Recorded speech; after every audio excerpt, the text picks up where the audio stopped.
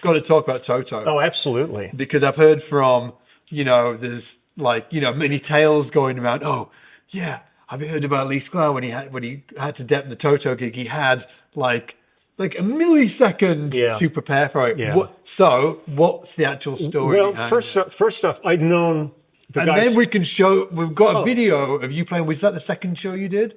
Third show, I believe. We've got a video in to Paris. show them. But okay, what's the story? I've known the guys from Toto since before they formed Toto. I mean, Jeff Porcaro and I had done lots and lots. Jeff was one of my favorite people in the world and one of the greatest drummers I ever worked with. Yeah. And I knew the whole Porcaro family really well and loved all of them.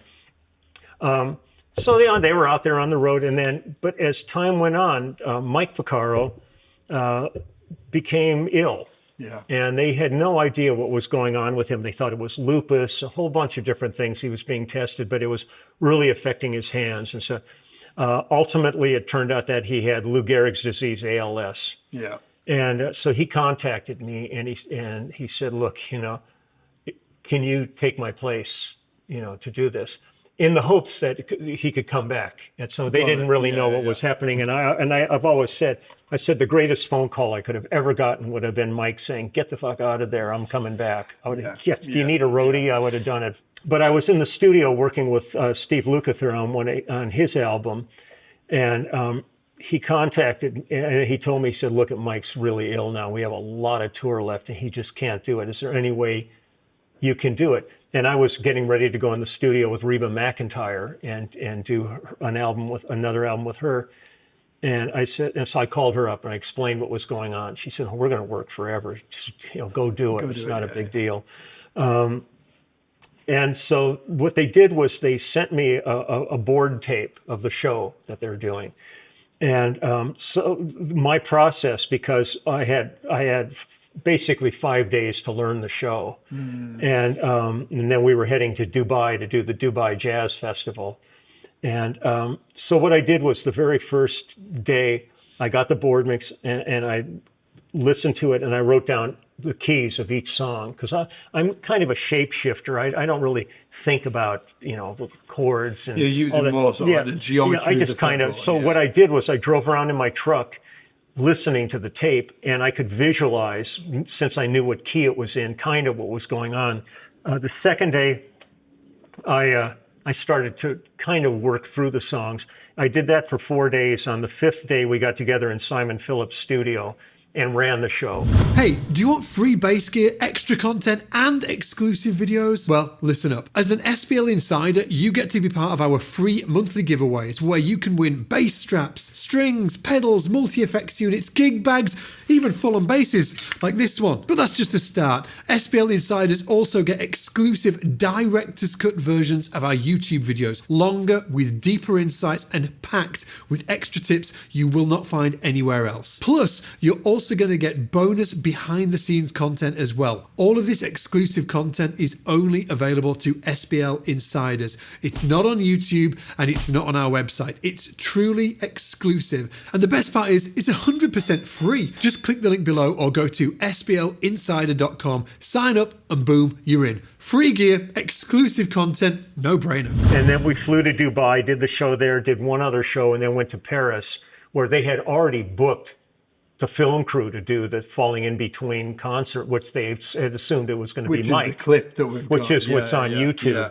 I mean, I'm amazed how good it was. How it all even you're amazed. Oh, like, how did I get through that? Because I was, I wasn't stressing because I work best under pressure. Yeah. It's like there's so many times, like when I would work with Veronique Sanson, different artists like that, like we would be, backstage and the guys are all kind of hanging out and eating and stuff. And I'm got headphones on and I'm working on stuff. And they'd go, I'm kind of like, you're always doing this, I said, there's only one guy on stage that needs to know the downbeat. And that's me. Yeah. I said, guitar keys, you guys can noodle around, volume pedal, wait till you hear it. Drummer, hit anything. Yeah. You're not tonally committed. It might be the right thing, but it's not wrong. Yeah. But I said, I need to know the material. So I live this shit. And also, like I said earlier, in the process of it, I'm also learning everybody else's parts. So like there's been, the funniest one of those was when I went to do Phil's tour in '85. I had never toured with him at that. I had done the album, but I really had never played the previous music from like Face Value or any of that. Well, the week before going there, I was in Brazil doing the first Rock in Rio festival with James Taylor. Oh, amazing. So the whole time we're there, I'm in a room practicing, learning all these songs. I get to London and we're at Shepperton Film Studios. We start running this stuff. He can't remember half the stuff. None of the guys remember. And I'm going, well, here's how it goes. I'm like the new guy. And I'm like telling everybody how their parts are because they hadn't listened to any of it. We're going to be there like a month. It was just so funny. So like I'm really anal about preparation. I really don't like doing stuff. Like I said, as a jam. I mean, a little blues jam's fine. But when people You say, really want to know. I really want to go out there and give it my best. And if I don't know what the fuck's going on, it's just going to be a mess. Yeah. And that's not the world I live in. So with Toto, that first day, you're marking down the keys, you're driving in the truck, you listen to it. Yeah. On those 4 days, what do those 4 days actually look like? Running the show. Is it over running and over? Over and over again? Yeah. First off, I know you. First of all, I guess that you're working out the tunes. well, right? I'm visualizing them because I'm also the kind of person that if I had charts, that's like heroin. You're never going to get. I'm never going to get off of them. So I really, when it comes to learning shows, I just play it over and over. I'm just like a rat running a maze at that point. Yeah. So, because people said, oh, well, you had charts. I love having charts, like when we do the Grammys and all that. I love having that book, and I'm just playing, like, cranking through it. Yeah. But like with stuff like Vero and Lyle and Toto and James Taylor, any of those things, and Phil, I just play it over and over and over. And like with the guys at Toto, if you'd said to them, "Hey, yeah, I can do the gig. I'm gonna have charts," I would never say it. would you just never say it? I would never say it. because the expectation is no Also, charts. if you walk on stage and there's a chart in front of you, you look like hired help. Got it. Yeah. To me, I want to go out there and So it's look like, like I'm in the unwritten band. thing. It's me. Yeah. I mean, it's not anything for anybody else. For me, I look at it as a challenge, like the gauntlet's been thrown down. Yeah. And the thing I did with Toto was I really tried to honor Mike.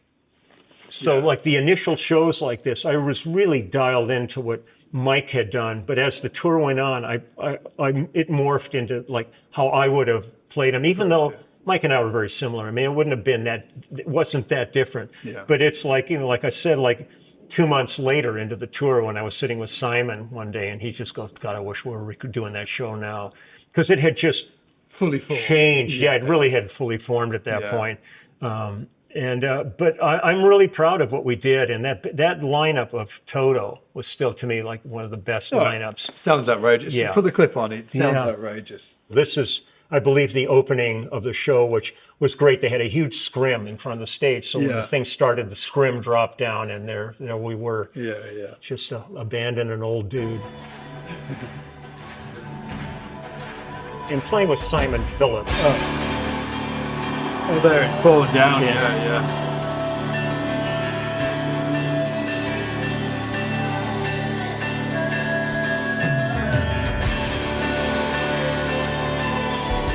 Third gig, yeah. Yeah.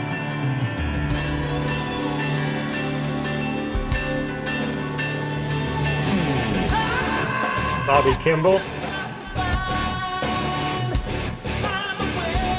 I've been working with Steve Lukather since he was 19 years No old. way. Yeah. Incredible. He's doing all right for himself, isn't he? A good kid.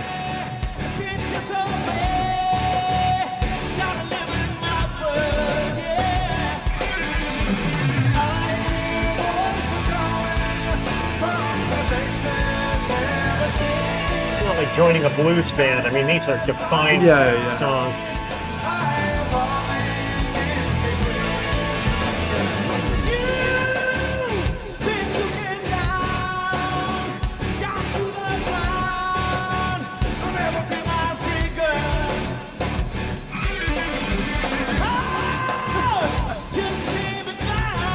What a voice as well.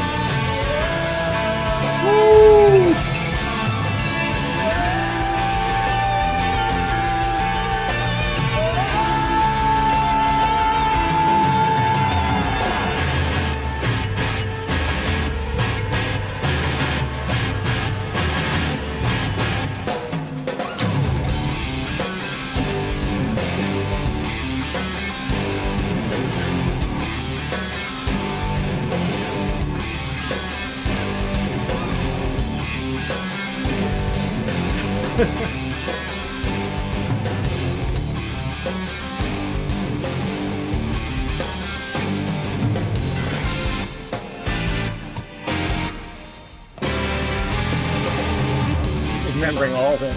Yeah. I was freaking.